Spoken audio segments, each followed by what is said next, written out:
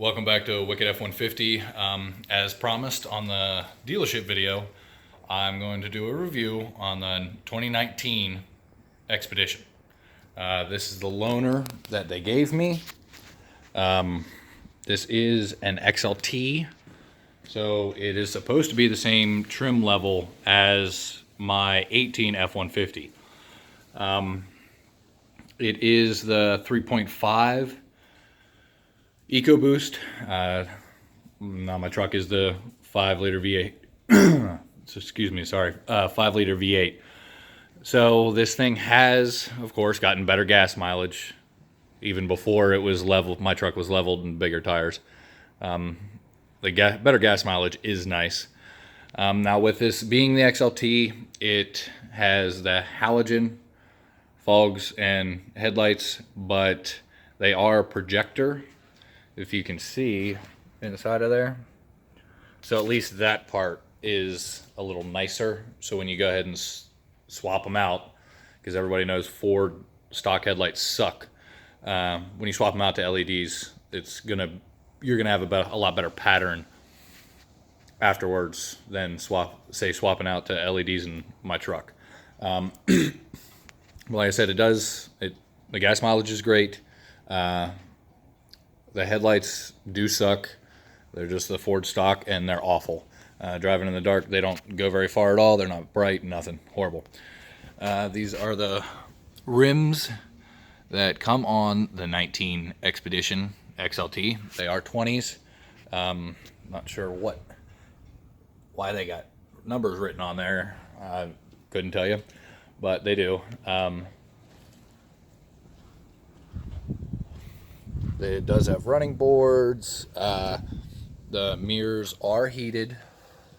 It does have the lights on the outside of the mirrors for the turn signals. It is not keyless.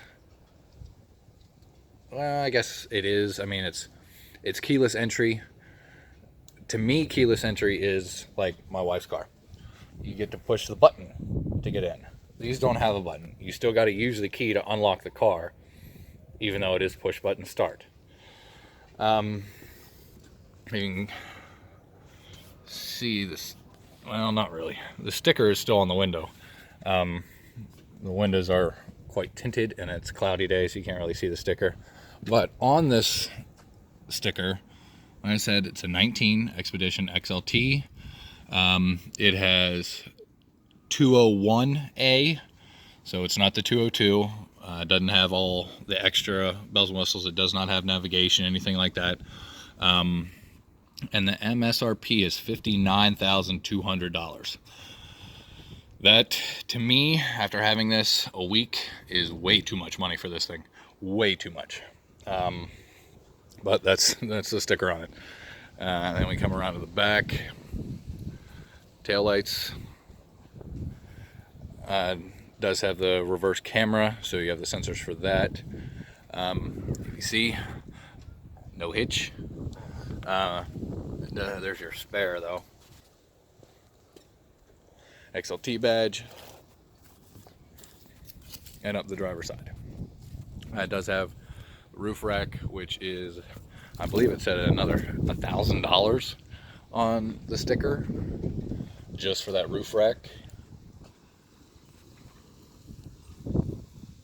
Nope, sorry, $285. The 20-inch rims are $1,000. While we're back here, the camera here, wipe it off, it's dirty. Now this car came this dirty. I got it this dirty. Yeah, I wasn't too happy about that, but it's not my car, it's a loaner. On the key fob itself, it does have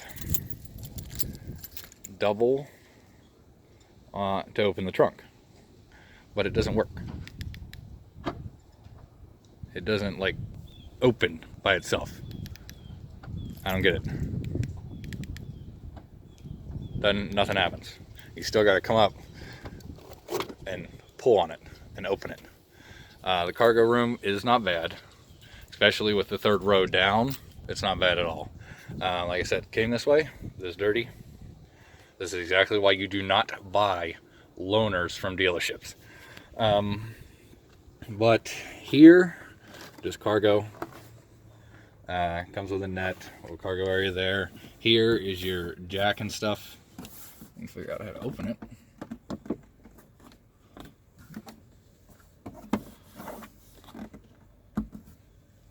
I guess you open it there, but I don't want to pull on it and break it. It has a little lip right there. But there's your jack and stuff for the spare. It does have the tie downs here for the net that's in here. I'm assuming it comes with all of them. Now the third row is electronic. You don't have to pull a lever or anything like that.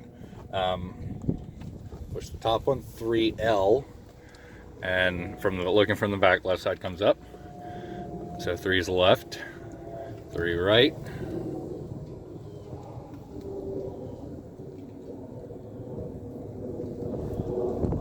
Okay, then the middle one, they all go down. Now it's the same coming up. You just push the middle button and they all come up then. While we're back here, buttons there to recline the back seats or put them up forward a little bit. You do have cup holders, nook and crannies on the left driver's side, and then just a cup holder and above the little cubbies there on the top. It does have a 12 volt here. It does not have one on the driver's side. So that's the rear. It does up above seatbelt on the ceiling. Dome light there, which is right above the seats, and 2 vents, which has their own heat in the first row of back seat. It has its own heat and air conditioning that you can control there.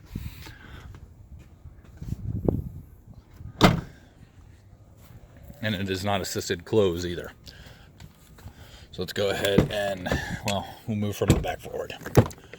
So first set of rear seats. Speakers. Now I do like that they have the chrome trim around here. I'm actually, that's a nice little feature for me. I know you can buy them aftermarket for your trucks if you have one. I'm sure you can buy them from any vehicle. I'm actually going to do it for the truck for the knobs on the center stack and all of that. Sorry for the clear in the throat. I've been sick for about a week and a half. But this is your third row. Now the seats, you can move them forward and back. These are as far back as they will go. Now I am 6'1". Let me sit in the first seat, and I do have plenty of legroom. It's not cramped back here at all legroom wise. Now width wise, especially with a car seat, I'm squished. And the car seat only takes up exactly the middle seat. So you're not going to comfortably fit 3 adults back here in the first row. But this would be the heat that I said for the third row. This does not do anything for the vents in the second row. That is all in the front. This heater only does the rear seats. But 2 USBs, and that's it on here. Now, my truck, XLT, but it has the 302, which would be the 202 equivalent in an Expedition. It has the USBs, a 12 volt, and a plug, I believe, in the rear. Now, it is digital on here. The temperature and all that, it is digital. It's nice. I'm not the media. The volume and all of that you can control from here for the rear. It doesn't do the whole vehicle. What else back here? I think that's it for here. Let me show you how they fold. The seats fold down. And this here, this button, this little lever here, this moves the whole thing up to get in and out. And then this one here pulls the seat. No, it didn't have the car seat there. It just lays it flat. That's all. That lever there lays it flat. More cargo room, which is as big as a truck bed. It does need a little shove to get back there, though. I will give it that. It does not want to snap back. Like I said, this one here pulls the whole seat forward. Has one on the passenger side as well. It does for car seats. Of course, it does have the latches up underneath the seats and behind the seats for the top strap to go around to secure that a little bit more. Now the front on here, keypad. Now my F-150, it's raised up, which I kind of like this a little better. It just looks more sleek, you know. You don't see it driving down the road or something like that. But that is there. Front door, XLT, 201 package Expedition. No memory seats. It does not have the pedal adjuster, things like that. But like I said, heated mirrors, adjustable buttons here, lock, windows. The front is auto up and down. Plenty of leg room in the front. The seat, like I said, in the back, it's plenty of room. I'm 6'1". The front is set for me to comfortably drive, and I still had plenty of room back there. Lights, of course, fogs, headlights, which I will repeat are halogen headlights for $60,000. That's just crazy to me. And then your cluster light. So looking in here, I mean, it's not a bad looking setup when you first get in. It's not bad at all. It looks very nice. The chrome trim is nice. And the dirt you get, it's just gross to me that somebody, like, one, will leave a vehicle like this or take care of it like this, whether it's a loaner or not, and then for the dealership to give me this with it being this dirty. And no, I have not touched that at all. Yes, I could have cleaned it, but I just chose not to touch it at all. But with the XLT, leather seats on the Expedition 201A package, they are not heated, which to me drives me nuts, especially the day I picked it up. This thing was cold as hell. It was a really cold day. And I get in and my ass is froze. Especially, I mean, leather seats, it should be a requirement. Heated and cooled seats. They get horrible in the winter and horrible in the summer. But this 201A does not get heated seats. So let's turn it on here.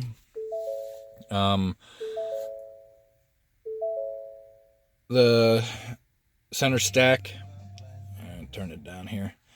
Like I said, it does look very nice. It is dual climate. Here, let me start it.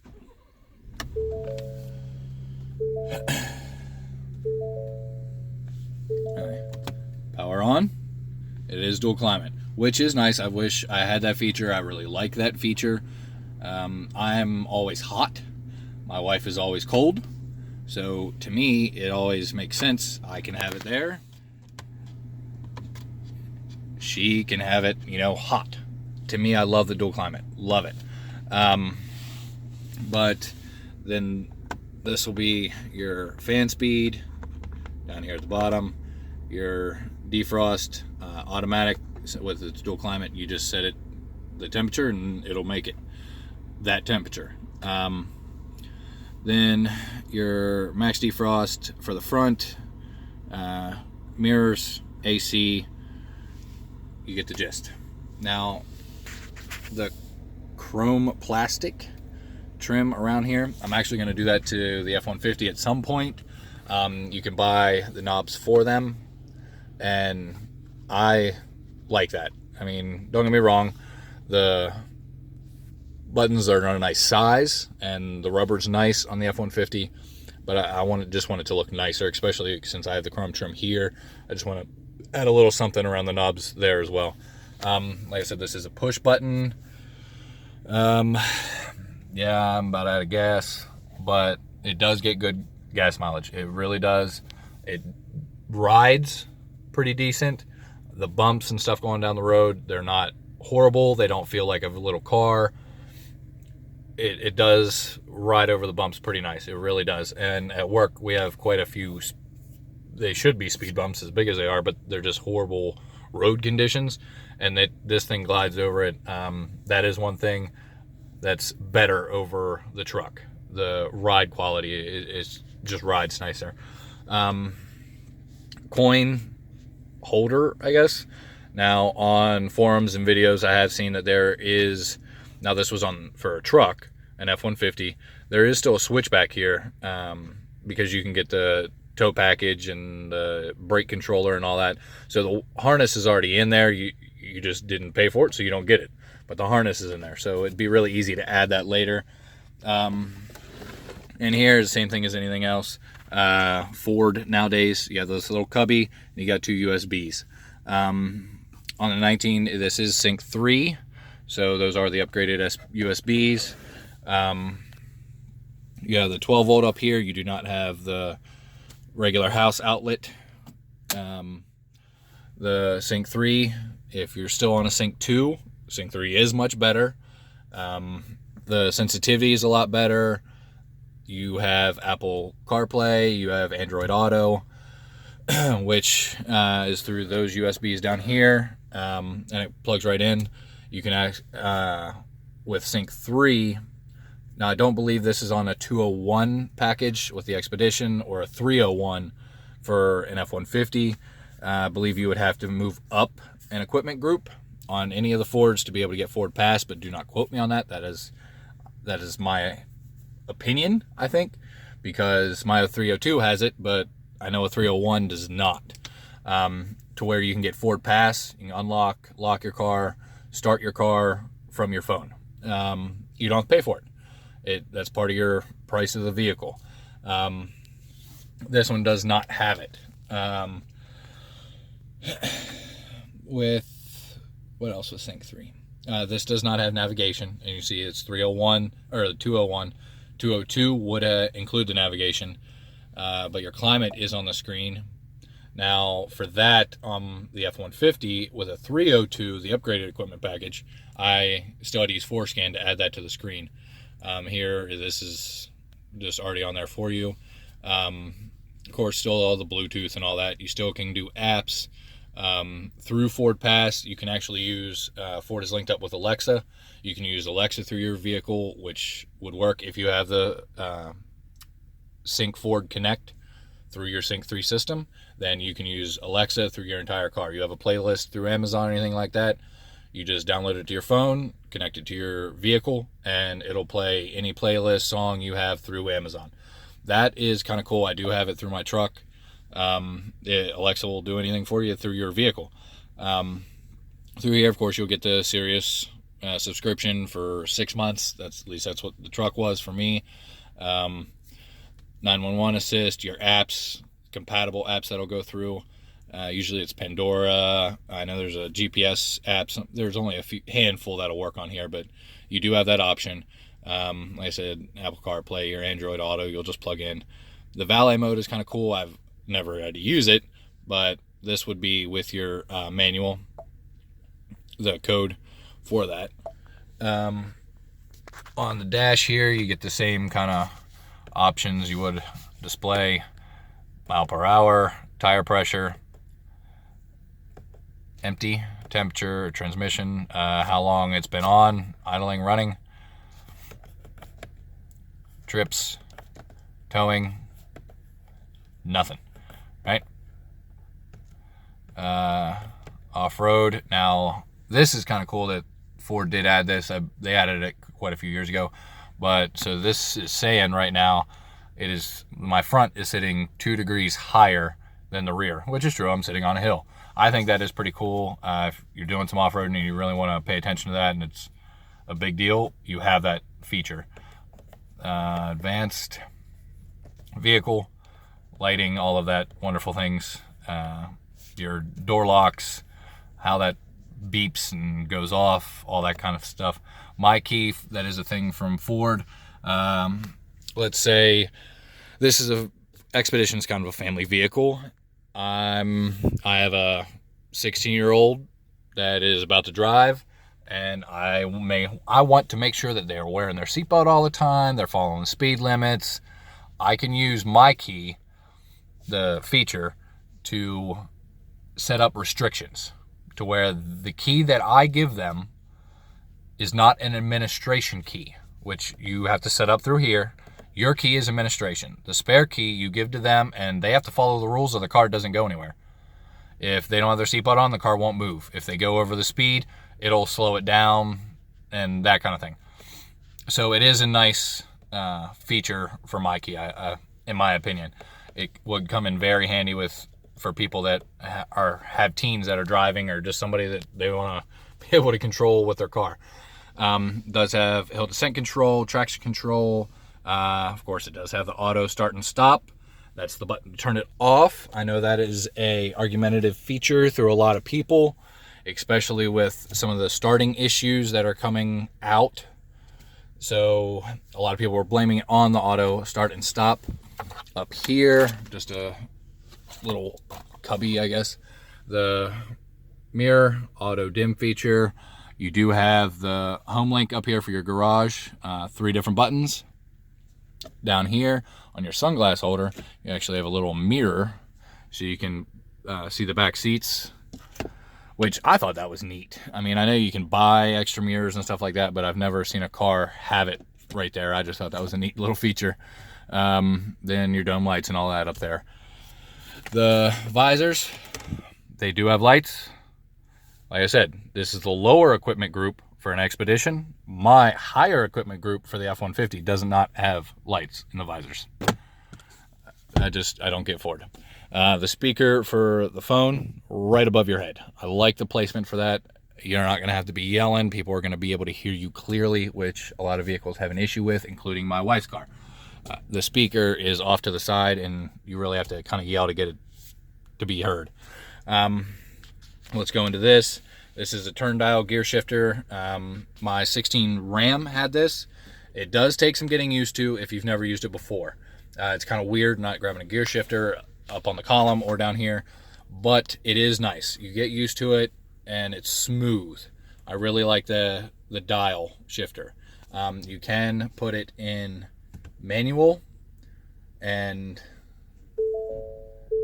you can then change your gears this way.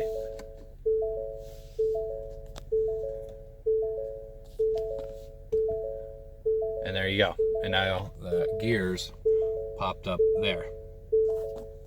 So it is that I do like. I don't know about downshifting and upshifting like that though. That would take some getting used to. Drive mode, you 2-wheel or 4-wheel auto. It does not, which is basically just all-wheel drive kind of thing. Do not have straight 4-wheel drive, but changing the drive modes. Vehicles on, yeah, we know. Drive mode normal. Eco, supposed to save you gas. Sport, it does get up. It is a 3.5 turbo, so it does move. Then tow haul, mud and ruts, sand, grass, gravel, snow, and back to normal. So they're supposed to all give you better traction. And if you noticed down here in the corner where it just said too high, as you change the drive mode, it'll change the